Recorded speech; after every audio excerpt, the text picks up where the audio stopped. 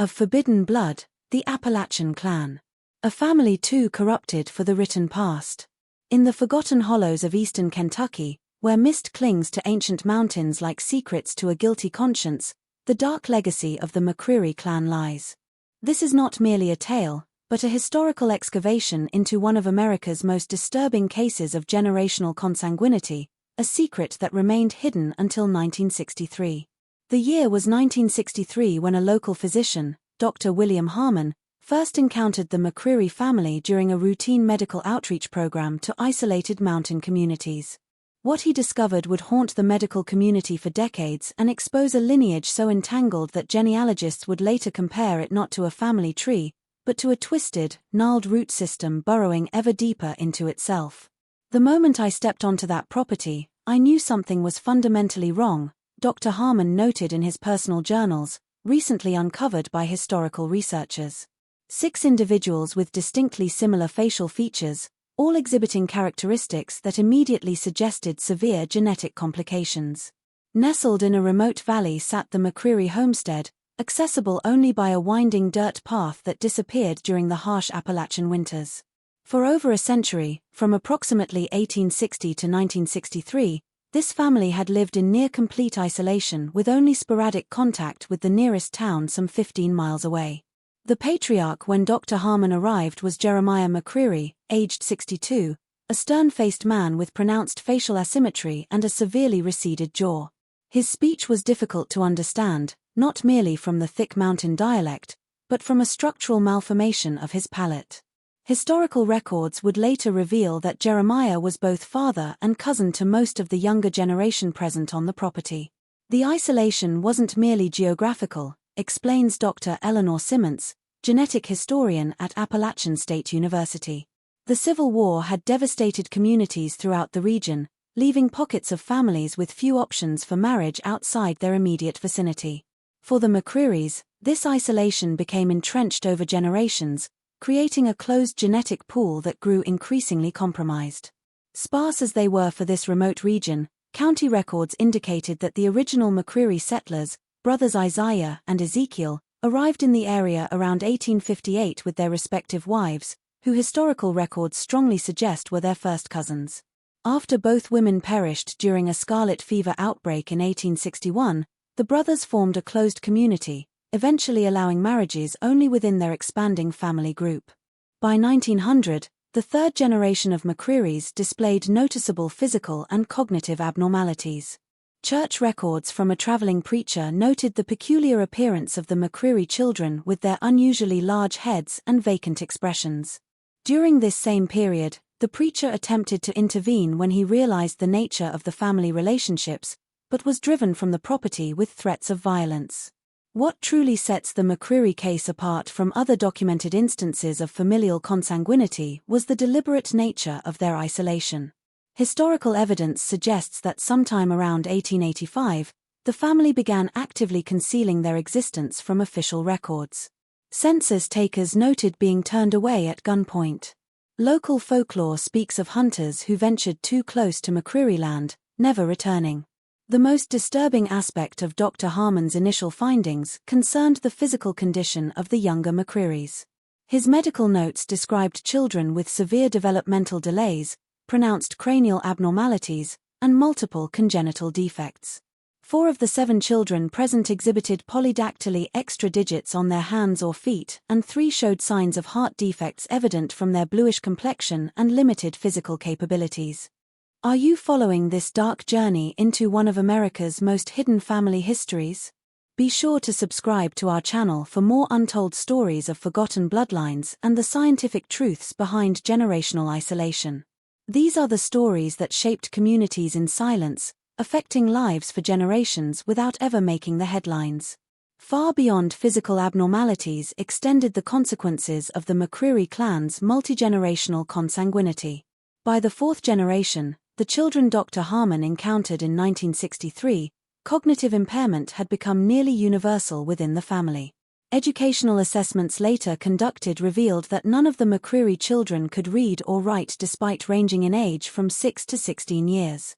Their speech was severely limited, consisting primarily of a unique dialect that combined elements of older Appalachian English with seemingly invented words that only family members understood.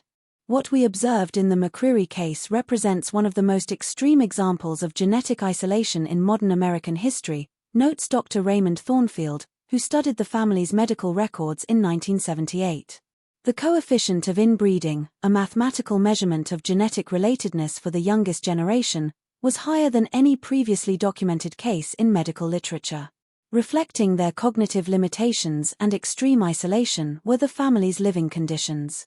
The McCreary compound consisted of 3 crude structures, the main cabin dating back to the 1860s, a smaller outbuilding that housed livestock during winter months but also served as additional sleeping quarters, and a storage shed built into the hillside.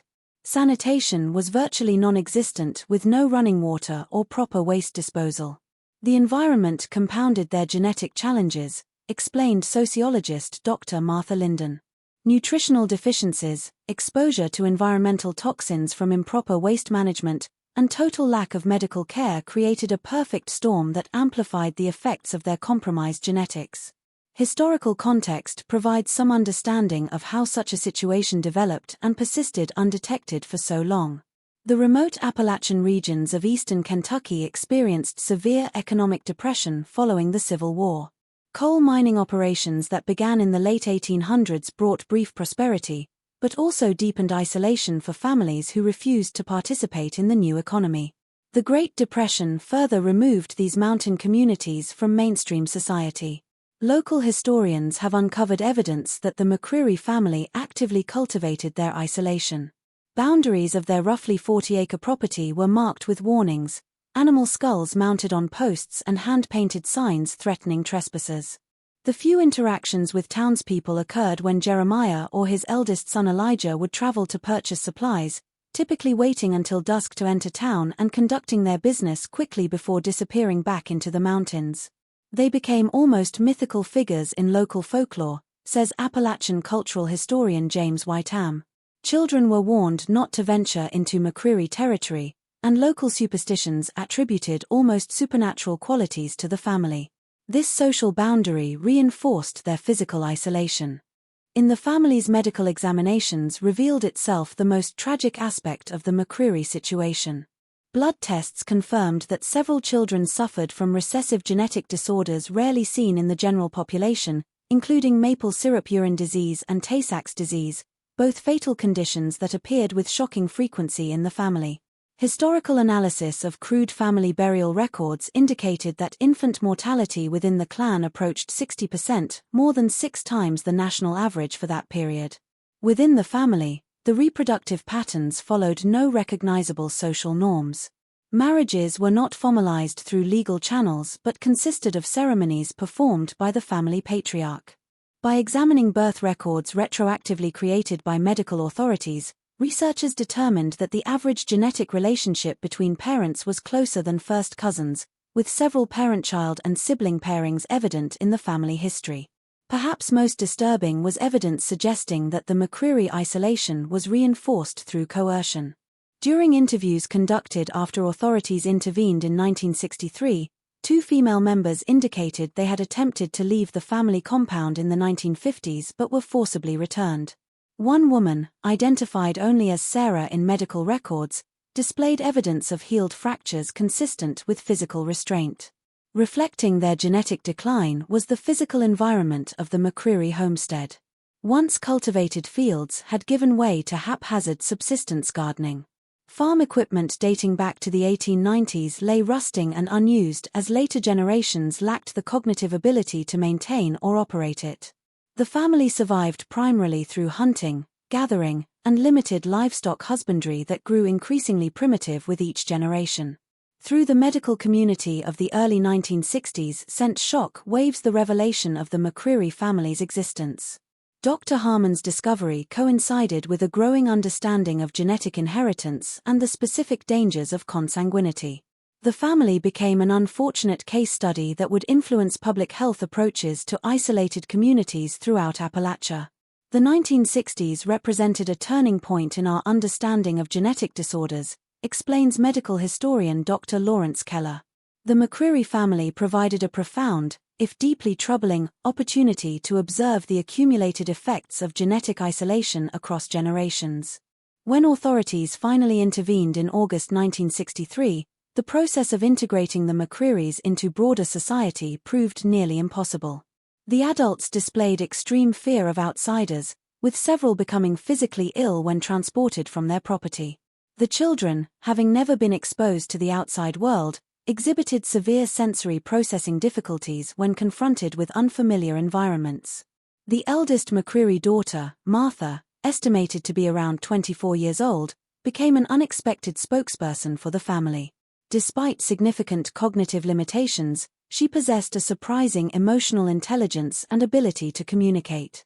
During an evaluation session recorded by social workers, Martha made a statement that shocked those present. "We ain't like you people," she said in her distinctive dialect. "The family keeps the blood pure. That's what Grandpappy always said. Pure blood makes us special in God's eyes." This disturbing statement revealed that the consanguineous practices weren't merely the result of isolation but had become codified into a kind of family doctrine. Further investigation uncovered a handwritten family Bible with marginalia suggesting a distorted religious justification for their practices, referencing keeping the bloodline undefiled by outsiders. If you're feeling the weight of this dark historical reality, share your thoughts below by commenting. Some family traditions should never be passed down. Your voice matters in these discussions of our hidden history. The devastating extent of their genetic compromises was revealed in the medical examinations of the McCrearys. Of the 17 living family members, 13 suffered from congenital heart defects. 15 displayed skeletal abnormalities, including spinal curvature, facial asymmetry, and malformed limbs. The average IQ among adults was estimated at 52, well below the threshold for what was then classified as moderate mental retardation. Perhaps most shocking to medical professionals was the discovery that 5 of the younger McCrearys exhibited a previously undocumented combination of symptoms that would later be termed McCreary syndrome, characterized by distinctive facial features, cardiac abnormalities, neurological impairments, and a unique form of progressive vision loss that typically led to complete blindness by age 30. The combination and severity of conditions present in the family represented a genetic perfect storm, explains Dr. Victoria Hammond, genetic researcher. Every harmful recessive gene that appeared in the original family founders had become amplified and compounded over generations. Unprecedented ethical and practical challenges for authorities were posed by the McCreary case. The adults, unable to care for themselves independently yet deeply traumatized by separation from their familiar environment, could neither be simply released nor comfortably institutionalized. The children, with their significant medical and developmental needs, required specialized care that strained the resources of the rural Kentucky medical system. Journalists who attempted to report on the situation faced resistance from local officials concerned about the region's image. One newspaper editor from Lexington who pursued the story received anonymous threats, warning him to leave mountain business to mountain folk. This culture of secrecy helped explain how the McCrearys had remained hidden for so long. Additional understanding is provided by historical context. The early 1960s marked a period when Appalachia was receiving unprecedented national attention through initiatives like the War on Poverty. The exposure of a family like the McCrearys threatened to reinforce negative stereotypes about mountain communities at precisely the moment when regional leaders were fighting to overcome such perceptions. Despite these challenges, the medical community recognized the importance of documenting the family's genetic history. Dr. Samuel Richardson, a geneticist from Johns Hopkins University, traveled to Kentucky to create the first comprehensive genetic profile of the McCreary lineage. His findings, published in a landmark 1965 paper, established new parameters for understanding the cumulative effects of consanguinity. "What we observed in the McCrearys," Dr. Richardson wrote, represents the most extreme case of genetic isolation documented in modern American history. The family exhibits more recessive genetic disorders in a single kinship group than had previously been thought possible. Different trajectories followed the fate of individual family members. Jeremiah McCreary, the patriarch, refused all medical intervention and died of heart failure in 1965, having never adjusted to life outside his mountain hollow. His eldest son, Elijah, was institutionalized until his death in 1978, unable to adapt to any less restrictive environment. The greatest challenges and the most significant opportunities for rehabilitation were presented by the youngest generation of McCrearys. 7 children under age 12 were placed in specialized care facilities where they received unprecedented medical attention. Their progress became the subject of numerous studies examining the potential for recovery from severe genetic and environmental disadvantages. The McCreary children represented a unique opportunity to understand resilience, explains developmental psychologist Dr. Rebecca Winters. Despite profound initial limitations, several showed remarkable adaptability when provided with appropriate interventions. The most successful case was that of Timothy McCreary, aged 6 when removed from the family compound. Despite significant physical abnormalities, including a cleft palate and malformed left hand, Timothy demonstrated cognitive capabilities that flourished in an enriched environment. By 1970, he had achieved basic literacy and eventually progressed to a 5th-grade educational level, far exceeding early predictions. In contrast, his older sister Abigail, who was 11 when authorities intervened, made minimal developmental progress despite intensive intervention. The difference highlighted a critical window of opportunity for children born into such circumstances. Essential for meaningful outcomes proved early intervention. Far beyond those directly affected extended the medical legacy of the McCreary case. Their genetic material, preserved with consent obtained from court-appointed guardians, contributed to breakthrough research on recessive genetic disorders throughout the 1970s and 80s. The identification of specific gene mutations present in the McCreary line helped researchers develop screening tests for related conditions that would benefit thousands of families with no connection to this isolated clan. Their suffering ultimately led to advancements that prevented similar suffering in others, notes medical ethicist Dr. Jonathan Weaver. Though this provides little comfort when considering what the family endured, it represents an important scientific legacy. Profound emotional responses to their cases were frequently reported by the social workers and medical professionals who worked with the McCrearys. Nurse Elizabeth Johnston, who cared for several McCreary children at a specialized facility in Lexington, recorded in her journal, "Looking into their eyes, I see not only the results of their families' choices, but a reflection of our collective failure as a society to protect the most vulnerable among us." Significant changes in public health outreach to isolated communities throughout Appalachia were prompted by the McCreary case. Kentucky's Department of Public Health established a specialized unit focused on identifying and supporting at-risk families in remote areas. Between 1965 and 1975, this initiative identified 23 additional families exhibiting concerning levels of consanguinity, though none approached the extreme isolation or genetic compromise of the McCrearys. Context for how such a situation developed is provided by historical analysis. The original McCreary brothers who settled the Hollow in the 1850s brought with them a deep distrust of outside authority, rooted in their experiences with corrupt officials and exploitative businesses in their native Virginia. This suspicion, passed down through generations and amplified by isolation, evolved into a paranoid worldview that justified increasingly extreme measures to maintain separation from mainstream society. County records indicate that as early as 1875, local authorities had received reports about the strange McCreary folk living deep in the mountains. However, limited resources, challenging terrain, and a cultural tradition of respecting privacy prevented any meaningful investigation. An 1892 notation in County Administrative Minutes references complaints about the McCrearys but concludes, as they keep to themselves and cause no direct harm to others, no action is deemed necessary at this time. This official neglect allowed the family's isolation to deepen with each passing generation.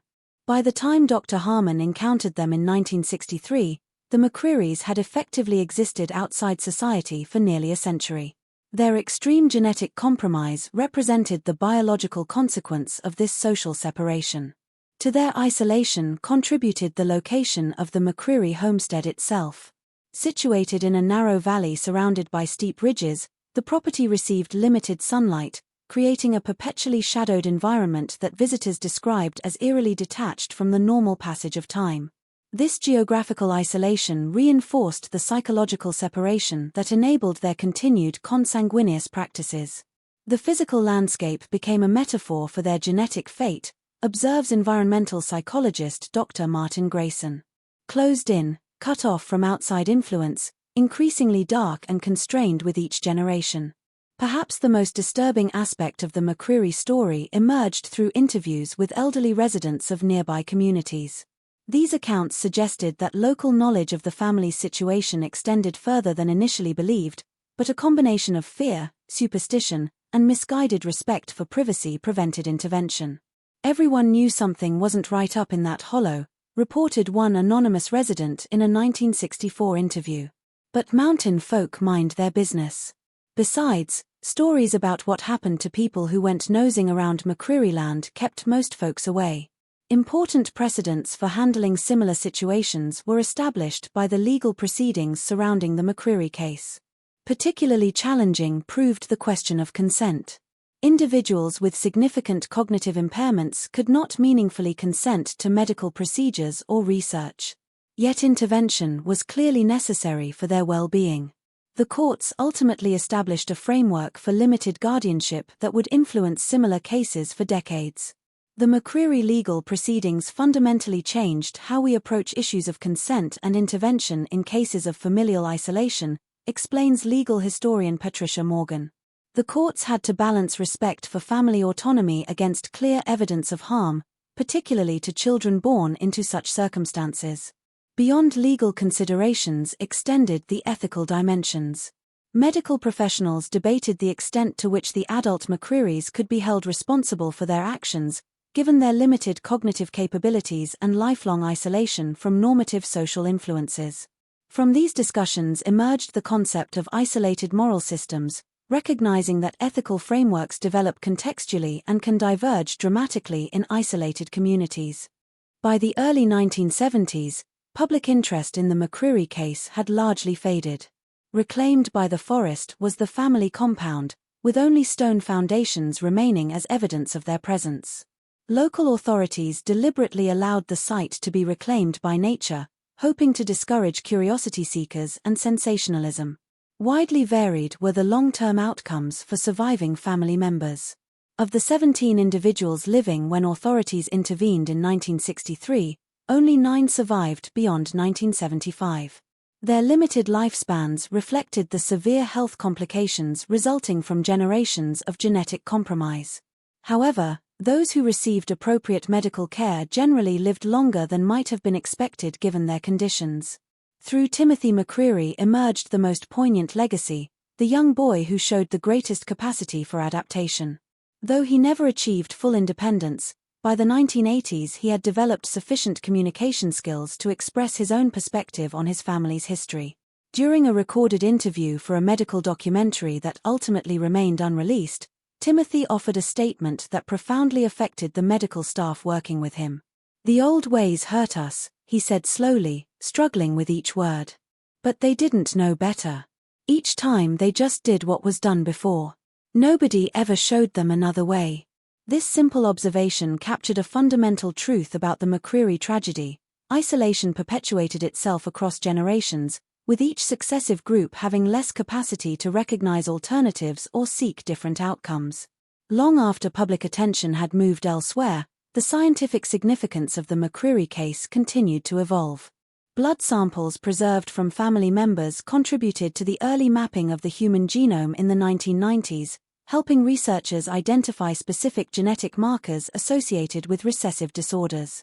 The family's genetic material, anonymized but preserved in medical repositories, continues to contribute to research today.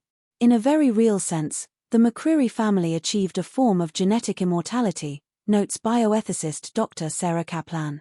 Their biological material has contributed to medical advancements that have saved countless lives, creating a positive legacy from deeply tragic circumstances. Significant proved the broader implications for public health policy. The case highlighted how easily vulnerable populations could remain hidden even in modern America, leading to enhanced outreach programs in remote communities nationwide. Particular attention focused on regions with historical patterns of geographical isolation, including not only Appalachia but also parts of the Ozarks, isolated regions of the Southwest, and certain island communities off the Atlantic coast. By the 1980s, the term McCreary syndrome had entered medical literature not merely as a description of specific genetic abnormalities, but as a broader designation for the cumulative effects of multigenerational consanguinity. Medical students studied the case as both a genetic cautionary tale and an example of the complex ethical challenges facing healthcare providers who encounter extreme situations. Into discussions about the nature of community responsibility extended the cultural impact. How could a family exist in such conditions less than 20 miles from established towns? What obligations do communities have to ensure the welfare of those who actively resist outside contact? These questions informed evolving standards for intervention in cases of familial isolation, child welfare concerns, and suspected abuse. In 2001 came the final chapter of the McCreary story when Timothy McCreary, the last surviving member of the family, passed away at age 44, far exceeding the life expectancy initially projected for him. His medical records, released with appropriate anonymization, revealed a remarkable journey from profound impairment to limited but meaningful engagement with the world beyond his family's hollow.